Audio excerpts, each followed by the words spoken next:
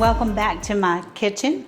Today I'm going to show you another heavenly handheld. What's a handheld? It's a sandwich, a taco, anything that you can eat with your hands. But today I want to introduce you to a New Orleans style po' boy that was made famous at Mother's Restaurant. That's on Chapatulas, right, honey? Yeah. So they have a sandwich that's called debris. And it's interesting because now there's a restaurant in Mobile, Alabama called Debris, and they make an outstanding version of this po' boy. Basically, this is an investment of time because you've got to cook your roast about 3 hours. So you're going to put a little bit of time into this sandwich, but oh my gosh, it's so worth it. So let's take a look. This is your finished Debris po' boy, and of course we've used some really good French bread, Rising's French bread. Got it at Rouse's. And just like any pot roast, I did some vegetables along with it. We did potatoes, carrots, a little celery, and onion, which you're going to see how to do. And then we got the famous Zapp's potato chips. And because there's so much juice with this debris, you really don't have to dress this with any sort of mayo or mustard or anything, but you can if you want to. You can add that, you can add some pickles, but basically we've just got the debris and some lettuce and tomatoes. So y'all, let's make this handheld together. Oh my goodness, it is going to be a hit with your family.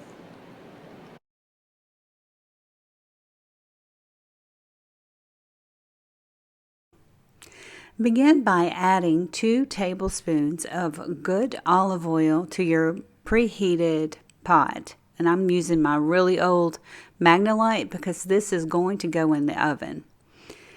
So we've got the olive oil in there. I've already salted and peppered one side of my roast. And this is just a sirloin tip roast. You can, however, use an eye around, whatever your favorite roast is. It'll work fine for this sandwich. So generous salt and pepper, and now we're going to lay this in this very hot pan. And I'll let this cook for about 6 minutes on each side. I really want a nice brown finish to it. So look at this roast, y'all. That is exactly what you want. Nice brown finish to it. And in this hot olive oil, I'm going to go ahead and add 1 diced onion. And we'll let that cook until they start turning, well, they're going to turn brown just because of the sauce or the debris that's in the bottom of this pan. But you want them to become translucent or soft. So that takes anywhere from 3 to 5 minutes. Just stay with it, stirring it around, letting those onions cook. Remember, these onions are going to add a sweetness to this sandwich. It's just going to be delightful.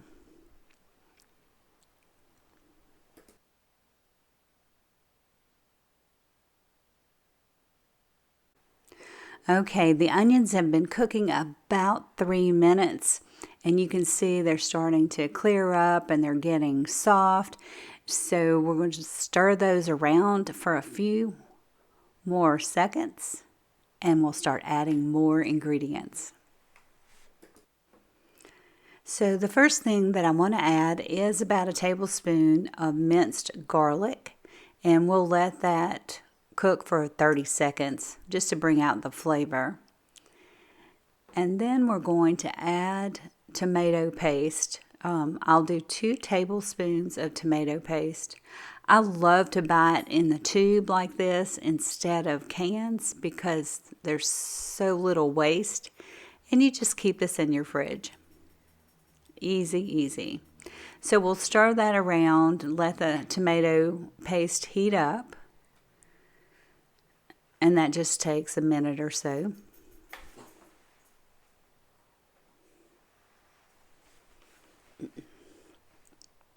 And it's already smelling great. And all this debris, that's what you want. You want all of that cooked browned bits at the bottom. So we're going to add 2 tablespoons of flour.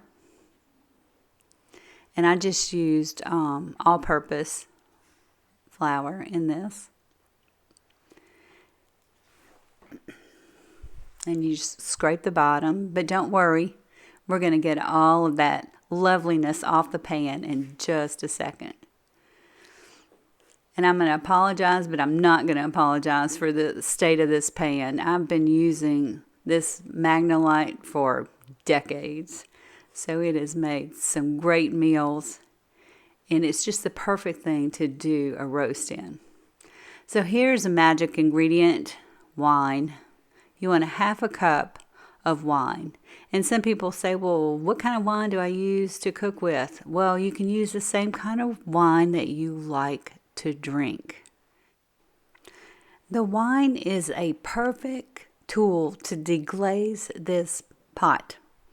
And it's going to grab all those yummy little bits off the bottom of the Magnolite. So you can see that's just smelling wonderful and looking great. I can tell already that this roast is going to be great. There's the wine I used, Collusion. It's just something we had open. And it's perfect for a roast. Now we're going to add in some broth. You can use beef broth or chicken broth, whatever you have in stock in your pantry. And I just happen to have chicken, so that's what I'm using. It really is not going to affect the flavor of the roast. It'll be fine. So add about 2 cups or so of this, and keep some on the side in case you need to add a little bit more. So look at that. My goodness. Smells good. Tastes good. And if you want, I didn't do it. I actually did it off camera, but you can add some more salt and pepper to this. This is a good point to do that. And we're going to add a few more things into this mixture to give it some more flavor. So I've got a couple of dried bay leaves and some fresh thyme that I have a little indoor herb garden, and so I just clipped a little bit off and have added that to the pot. And we're going to go ahead and put our roast back in to the pot.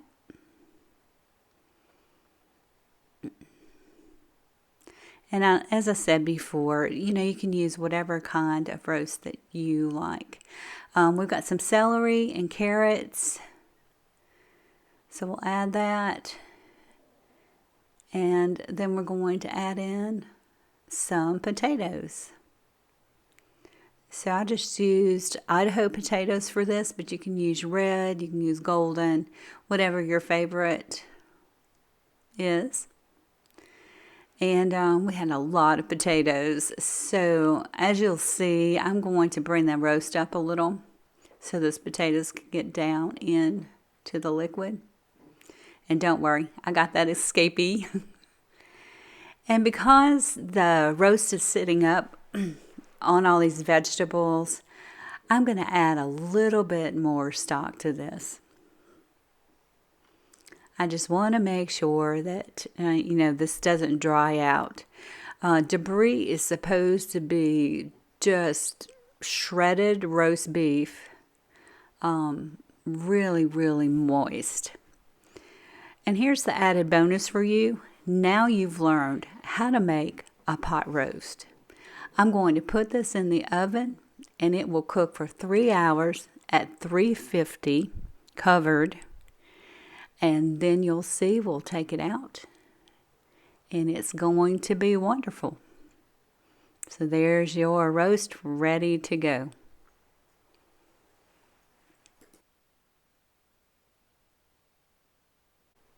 All right, my oven is preheated to 350. I'm going to slide this Magnalite in, close up the door, and set my timer for 3 hours.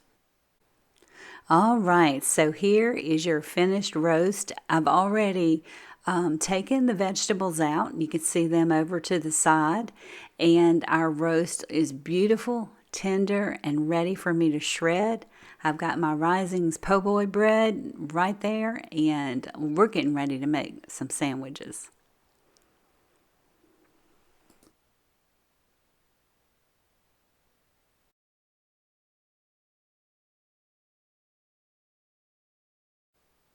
So shredding the pot roast is really easy. You can use 2 forks or you can use a knife and a fork, but just start pulling that beef apart. You want it to be easy to place on the po' boy and, in bite sizes. You don't want any huge slabs of meat. You want bite sizes of the shredded roast beef.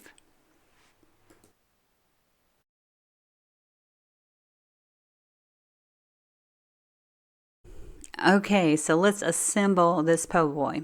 So my bread is really crusty. I stuck it in the oven, 350 for about 4 minutes at the most. And so we're going to open up the sandwich and start building it.